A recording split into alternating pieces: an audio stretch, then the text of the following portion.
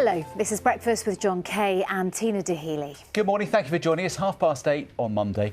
And here on Breakfast, over the last year or so, we've been following the story of three dads, Mike, Andy and Tim, who became friends with one another after their daughters all took their own lives. Well, last year they trekked 300 miles between their three homes to raise awareness of suicide in young people, and they are now campaigning for the issue to be taught in schools. We're going to follow their next journey next month. But during this whole experience, many other bereaved parents have reached out to the three dads and have got to know them. Alison Freeman has been finding out more. She was doing really well, actually, yeah. We think things were on the up. She was the star of every party. She would light up any room she came into, that wide smile. He was a clown. All his friends just said if he came in the room, they would all laugh. He was an amazing lad. Everybody loved Charlie. I just miss him. He was really bright. He was really fit, really funny, and yeah, he was a precious boy. Three families with three very different stories, but with the same awful outcome: the loss of a child through suicide. Each of these parents sought out the three dads last year as they walked to raise awareness of the numbers of young people taking their own lives each year. Martin's daughter Tilly had moved to Manchester from Lancashire to work for a property company. She was being treated for depression and had suffered from bulimia, but suicide was not something her family thought she was contemplating. Completely out of the blue. I was on the farm and I got a phone call. Tilly hadn't turned in for work in the morning, which was very unlike her. Luckily work sent a couple of girls round, let themselves in and found Tilly. So I think it was slightly planned a bit. What have the shockwaves been like for you and the rest of the family? Well, it's just made a big black hole, basically, and you can't fill it in, if you know what I mean. Just 3 weeks after Tilly's death, Martin heard about Mike, Andy and Tim and joined them as they walked. Just to talk to those lads in the same situation, it made a big difference. And I think talking is the key. I'm not very good at talking, that sort of thing, and Louise used to talk to Tilly a lot and they could communicate, but I was more of a shut it up and not let it out sort of thing, which is, you learn now, is the completely wrong thing to do, really. Tracey's son Charlie had just finished his A-levels. He'd talked to his mum about struggling mentally the day he died, but again there were no signs he was having suicidal thoughts.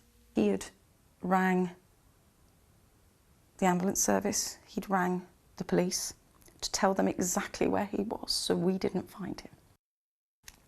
He had so much to live for, and I think that's the tough bit. In fact, he did get into 2 universities which he didn't know about. It was too late. Like Tim and Mike's daughters, Charlie's death came near to the beginning of the first lockdown in May 2020. Tracey decided to join the dads as they walked near to where she lived in Lincolnshire. Did it help to be able to talk to them? Massively. It was just lovely to talk openly and not have anybody say, oh, well, that's what he wanted to do. They understood what they've done and raised awareness is just brilliant. I can't thank them enough, to be honest. Pete's only son, Jamie, had also just finished his A-levels and had no known mental health issues. He said he was going out one evening in July 2019, but when he failed to come home, his mum and dad called the police. I was thinking by that time that he'd gone.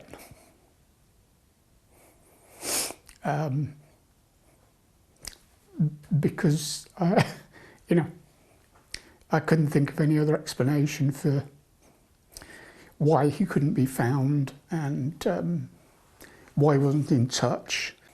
it's hard to begin to understand what's happened, really. How you can be just, you know, living your life normally and then it's gone. Pete travelled from his home in Leicester to add his support to the three dads, and now, along with Tracey and Martin, is backing them in their latest quest to get suicide awareness put on to the school curriculum. My Charlie, it was like he was looking for perfection. And I think this is too much on youngsters nowadays, that they need to be the perfect person. I think there needs to be as much help out there as possible for them. If people called it a disease, I think more would be done about it. And I think it's got to start at grassroots level at the schools. You know, we live in a kind of culture in which everything's often presented as being, you know, shiny and happy, and everybody's doing the best, and everybody's, you know, yeah.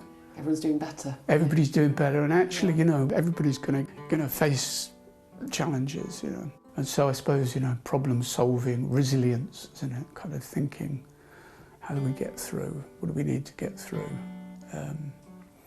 It's got to be part of the answer to it. Otherwise we'll carry on, you know, losing people that we need to keep. And our thanks to Jamie's dad Pete for sharing his story, as well as Tilly's dad Martin and Charlie's mum Tracey, who were in that report by Alison Freeman. And if you've been affected by the issues raised there, you can find help and support at bbc.co.uk/actionline.